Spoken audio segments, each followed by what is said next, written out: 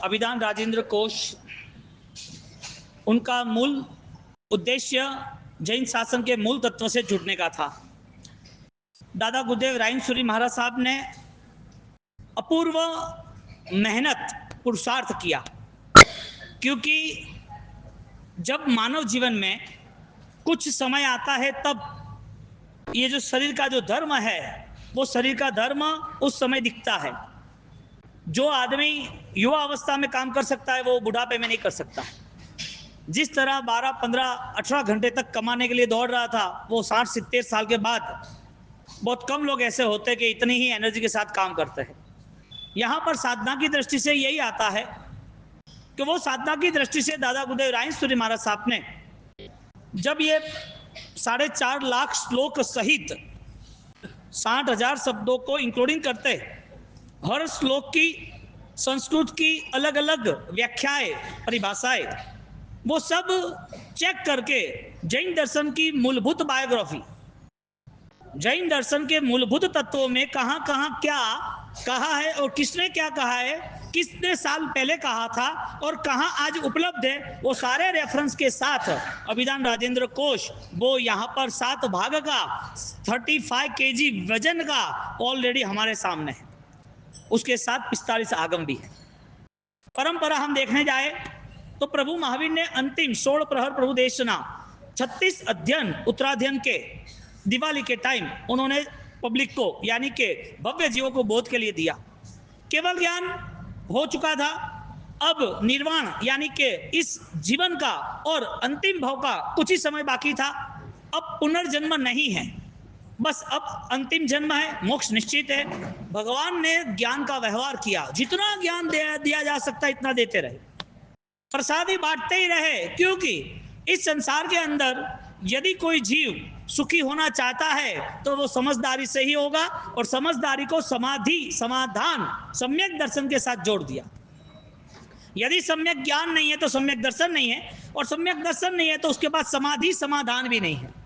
तो मन को शांत करना इसका मतलब कर्म को रोकना, मन को शांत कर कर अच्छे निर्णय लेना इसका मतलब अपने अंदर रही हुई अपूर्व ज्ञान ज्योति है, उस ज्योति के प्रकाश को, इस ज्योति की ताकत को वो अपने आप ऑलरेडी उपयोग कर रहा है। क्योंकि हर कोई जीव जो है वो ऑलरेडी भव्य ही है, कुछ अल्प जीवों को छोड़ के। ज्यादातर भव्य जीव है, उसका भव्यत्व का क्वालिटी, गुणवत्ता वो अभी तक बाहर नहीं आई। तो कौन इस भव्यत्व को मोक्ष के नजीक ले जाने को, जीवन को सकारात्मक बनाने के लिए कौन सा आधार है? भगवान ने खुद ने स्वयं ने ज्ञान पाया और वो ज्ञान जगत को दिया। इसके लिए शुद्ध ज्ञानी केवल ज्ञानी सरीखा ऐसा स्टेटमेंट दिया। शुद्ध ज्ञान वो केवल ज्ञान का कनेक्शन है। जो आप किताब में पढ़ रहे हो, जो शुद्ध ज्ञान है, वो ज्ञान हमारे जीवन को ऑलरेडी स्टेबलाइज करता है, स्थिरीकरण करता है। वो पूरा ज्ञान केवल ज्ञान की ओर लेके जा रहा है। अब वो ज्ञान प्रारंभ कहाँ से हुआ? आदिनाथ भगवान के समय में भी था। इसके लिए 72 कलाएं, 64 कलाएं वो सारी ज्ञान के आधार पर है। प्रभु महावीर की परंपरा में प्रभु महावीर ने देशना दी, और गंधर्व भगवंतों ने उस देशना के साथ 11 अंग उपांग ऐसे पूरे सूत्र, निरुक्ति, टीका, चूर्णी, 45 आगम के पहले 14 पूर्व साथ में आए। 45 आगम उस तो बाद में, सबसे पहले 14 पूर्व आए। अब पूर्व का यहाँ मैथमेटिकल यदि उसका कोई मापदंड देखा जाए तो समझदार व्यक्ति वो अपने आप को गिल्टी फील करेगा कि इतना महान शासन, इतनी विशिष्ट रचनाएं, इतना विपुल प्रमाण में ज्ञान, और उस ज्ञान के बाद हम अज्ञानी यानी कि अनजान। क्योंकि एक पूर्व, दूसरा पूर्व, चित्रा पूर्व, एक पूर्व के सामने एक हाथी, 2 पूर्व के सामने एक के डबल 2 हाथी, 3 पूर्व के सामने 2 के डबल 4 हाथी, 4 पूर्व के सामने डबल 4 के 8, 8 के 16, 32, 64 ऐसे कर रहा। ऐसे करते करते इतने हाथी प्रमाण शाही, सुकी शाही, उस शाही से लिखना, और लिखते लिखते जब एक हाथी की शाही के बरोबर जितना भी साहित्य लिखा जाता है उसे एक पूर्व कहते हैं। ऐसे 14 पूर्व, और 14 पूर्व का सार नमस्कार महामंत्र, 14 पूर्व का सार पंच परमेष्टि, ओम ह्रीं श्रीं हरहम नमः। अब ये 14 पूर्व का महाज्ञान परमात्मा महावीर के साथ जुड़ा, ऐसे स्तुरीभद्र सूरी महाराजा 10 पूर्व के धनी रहे, भद्रबाहु स्वामी 14 पूर्व के धनी रहे। तो परमात्मा के समोषण में पूर्वधारी बैठते थे, पूर्व को धारण करने वाले। ऐसे पूर्वधारी जो ऑलरेडी पूरी मेमोरी में स्टोरेज करते थे, अब उनको कहा जाए तो 48 मिनट के अंदर पूरा 14 पूर्व का रिवीजन हो जाता। 48 मिनट्स ओनली, अंतर मुहूर्त जिसे कहते हैं। ये जैनिज्म यानी कि जैन दर्शन की जो बायोलॉजी है, मैथमेटिक्स है, जैन दर्शन ने जो हमें ज्योग्राफी दी है, वो सारा ज्ञान का ही उपकार है। तो जो ज्ञान प्रभु महावीर तीर्थंकरों के हृदय में से प्रकट होता है, एक आत्मा केवल ज्ञान की ओर आगे बढ़ते हैं और केवल ज्ञान प्राप्ति के बाद उस आत्मा के अंदर रही हुई सारी सामर्थ्यता ज्ञान के द्वारा बाहर आ रही है। यानी कि अरहद वक्त्रम प्रसूतम गणधर रचितम, अरहद वक्त्रम अरिहंत के मुख से निकली हुई वाणी, प्रसूतम जलम, ऐसी वाणी निकलते निकलते परमात्मा की वाणी उपकारी साबित हुई और उपकारी साबित होने के बाद उस परमात्मा की वाणी हमें यहाँ तक लेके आई। अब आज से 500 साल पहले उस 14 पूर्व में से एक ही पूर्व बचा, पूरा रिकॉर्ड है। 14 पूर्व धीरे धीरे धीरे डाउन फ्लो आता गया, क्योंकि ऑलरेडी मेमोरी में इतना स्टोरेज करना कम कर दिया। और एक पूर्व 500 साल पहले रहा, वो भी धीरे धीरे कम हुआ।